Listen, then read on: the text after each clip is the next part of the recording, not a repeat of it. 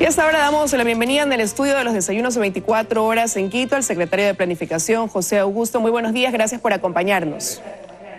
Muy buenos días, Liz. Un saludo a la distinguida teleaudiencia de Teleamazonas. Bueno, como ya lo mencionaba, el gusto es nuestro. Como ya lo mencionaba ahora en el inicio del programa, pues decíamos que dentro de estas medidas económicas para la reducción del gasto público, el presidente anunció continuar con algo que ya había iniciado y era la eliminación y o fusión de instituciones públicas o de ministerios. En cuanto a las instituciones públicas de 137, pues se redujo primero 13 y ahora son 20 más. Y en cuanto a ministerios, de 40 se redujo a 27 y ahora la idea es llegar a 20. ¿En cuánto tiempo de plazo se prevé se cumpla con este ajuste de reducción en este sentido?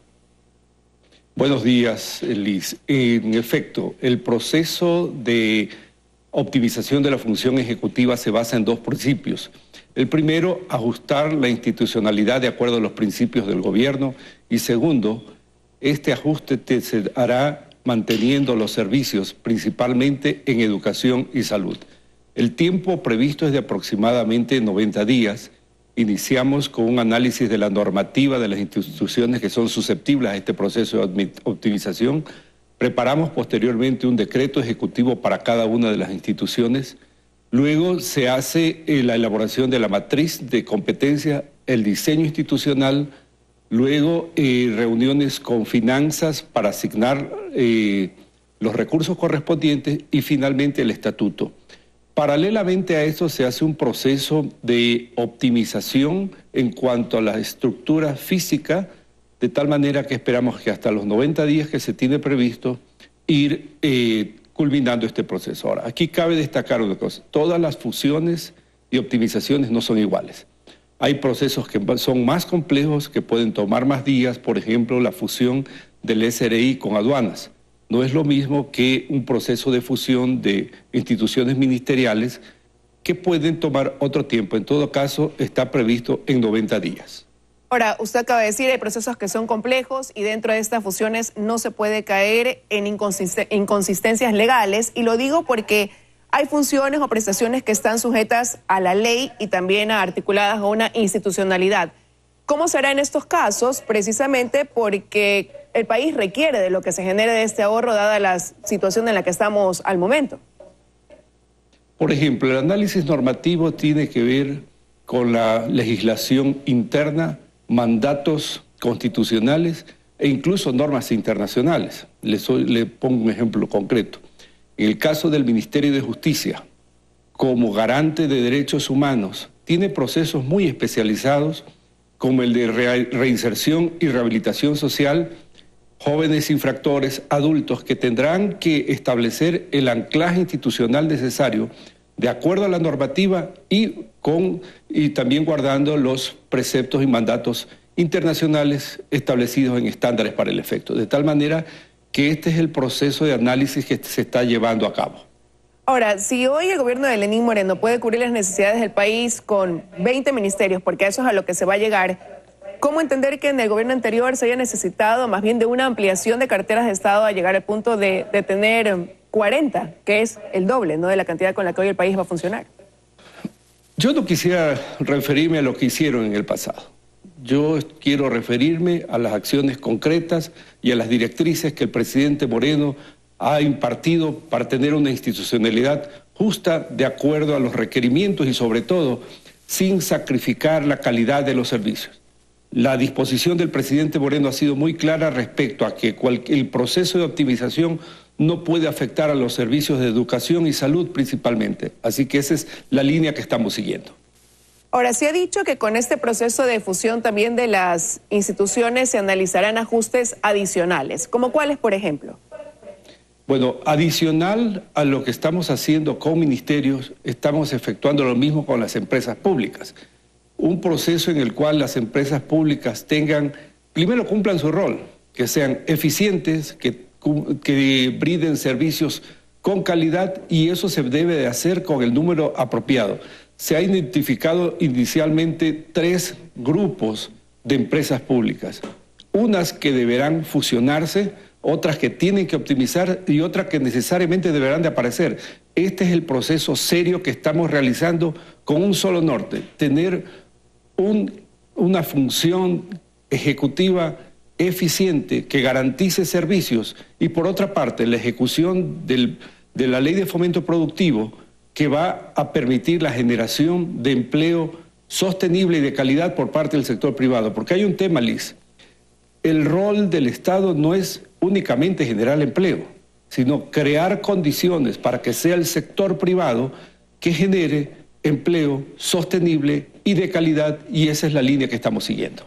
Y ya que habla de empleo, precisamente también dentro del anuncio que se realizó, se habló de la desvinculación de alrededor de 900 empleados de la función pública.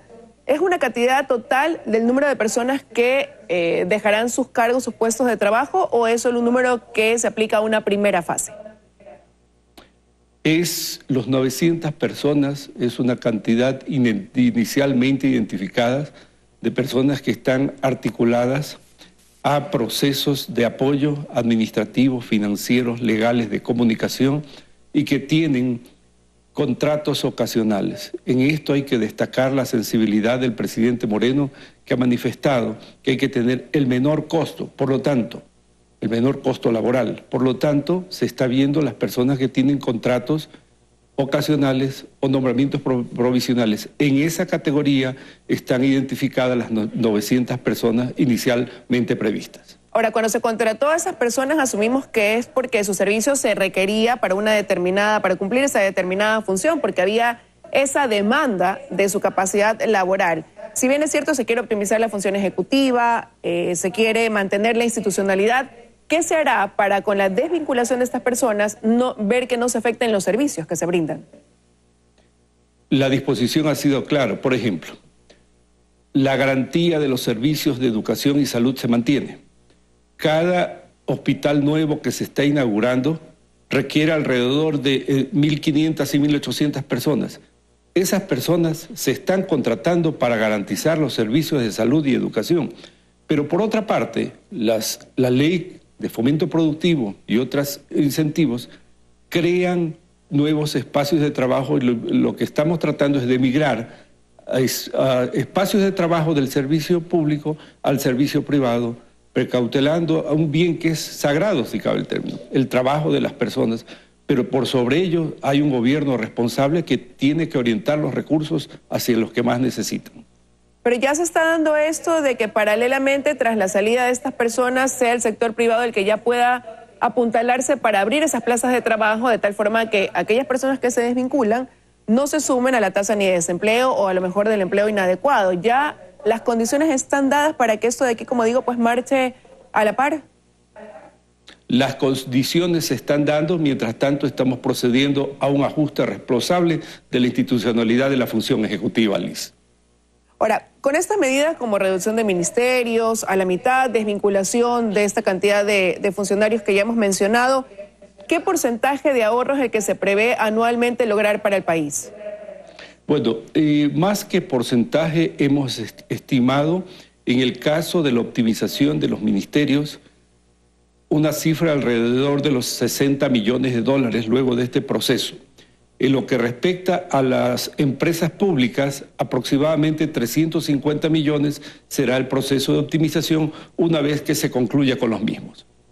Ahora, el presidente mencionó pues también otra serie de medidas y de ajustes que conllevan a cosas que les afectan a los funcionarios que se mantienen dentro del gobierno, como la reducción del número de asesores, algo que ya se ha venido dando en ese sentido desde febrero cuando se emitió ese decreto de austeridad, algo que tiene que ver con los teléfonos celulares, con viáticos, con el tema de la seguridad.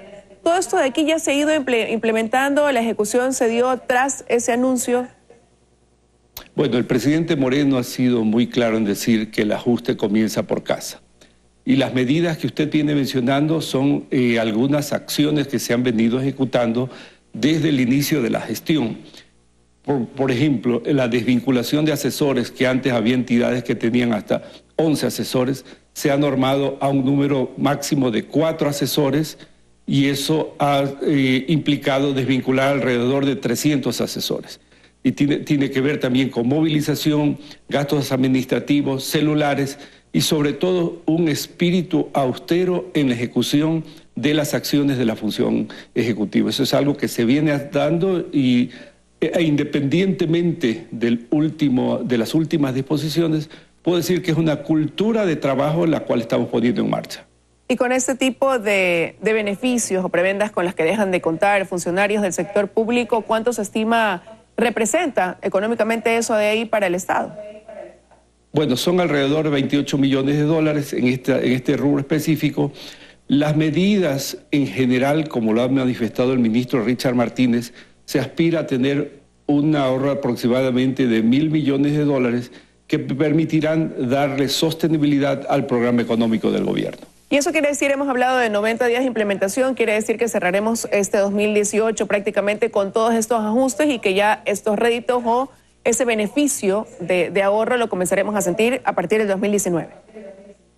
Aquí tenemos dos efectos. Primero, la disposición del presidente Moreno que culminamos este año con 20 ministerios. Y ese es el proceso de ajuste que estamos realizando. Y por otra parte, los ahorros evidentemente se reflejarán en la ejecución presupuestaria de lo que resta de este año y en la ejecución del 2019. Pues bien, yo quiero agradecerle su presencia esta mañana aquí en los desayunos de 24 horas, ampliándonos los detalles de cómo avanza este proceso de ejecución de estas medidas que, como decíamos, pues lo que buscan es la optimización por un lado de la función ejecutiva y por otro lado esa reducción del gasto público que se convierte en un beneficio de ahorro y de generación de recursos para el país.